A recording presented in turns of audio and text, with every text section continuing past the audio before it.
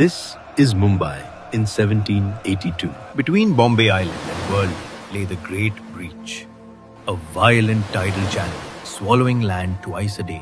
The solution was a vellard from the Portuguese vallado, an embankment to hold the sea back. Governor William Hornby took up the project, defying the court of directors of the East India Company, who warned that the cost was too high. Hornby moved forward anyway.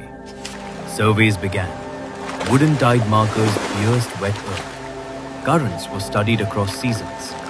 Basalt from nearby hills was cut with iron chisels and wooden mallets. Rubble and soil from Malabar Hill, Parel and Mazgaon became the fill. Bullock carts creaked across exposed mudflats at low tide. Country boats ferried loads through shifting waters. Men stood waist deep in the creek, placing rock upon rock as the tide forced its way between them. Sections failed. Water broke through.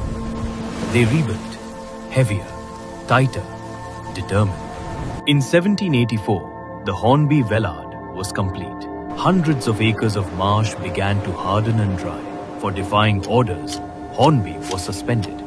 But the embankment had set something irreversible in motion. Causeways followed. Sion, Mahim, and then Colaba, each one slowly stitching the islands together. Across this growing network, toll gates became standard policy. A pedestrian paid a few pies, a loaded bullock cart paid more, palanquins, carriages, and elephants paid higher still. The Sion Causeway, completed in 1803, was partly financed by Indian merchant capital. Jagannath Shankar Seth, one of Bombay's leading philanthropists, had stepped forward.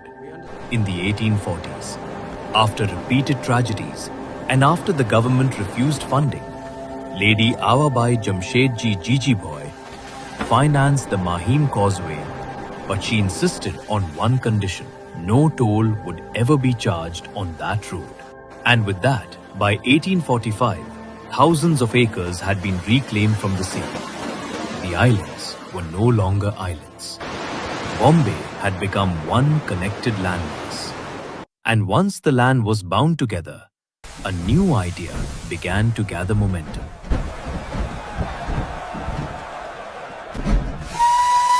This is Mumbai in 1853. At Bori Bandar stood a strange new machine, a steam locomotive of the Great Indian Peninsula Railway.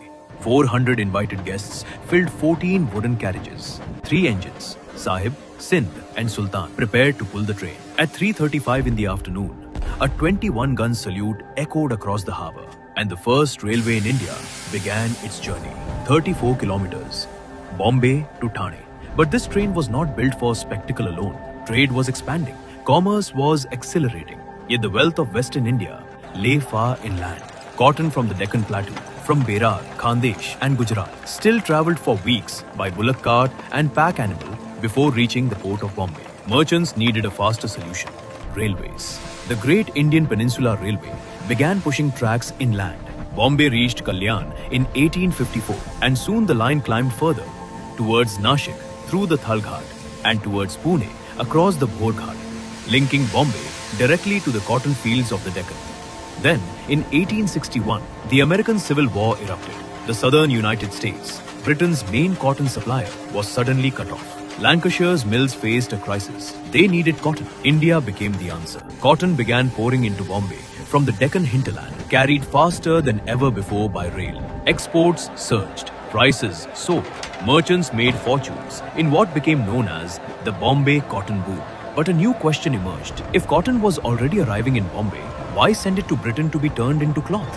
Why not manufacture it here? Kuwasji Nana Bhoi Dawar founded Bombay's first textile mill, the Bombay Spinning and Weaving Company at Tardeo. Its success proved that industry could thrive in the city. Soon, mills multiplied. Tall chimneys rose across Parel, Lalbagh and Bhaikla. Workers arrived from villages across the Deccan and Konkan, drawn by factory wages. Entire neighborhoods formed around the mills. The district came to be known as Giranga, the village of mills.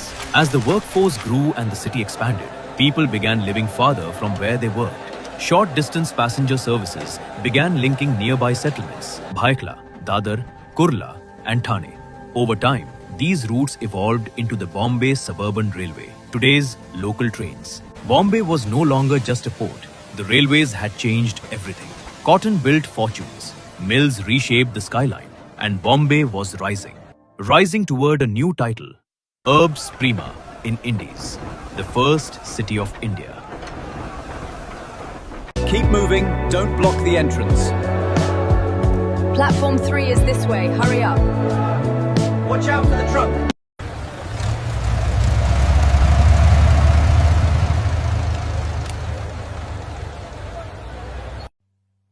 है दिल है मुश्किल जीना यहाँ, जरा हट के जरा बच के, ये है बम्बे मेरी जान। हा हा हो ही हा हा।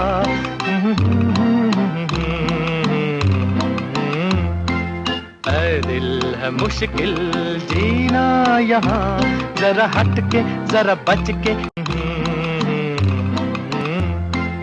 है दिल है मुश्किल जीना यहाँ, जरा हट के जरा बच के, ये है बॉम्बे मेरी जान।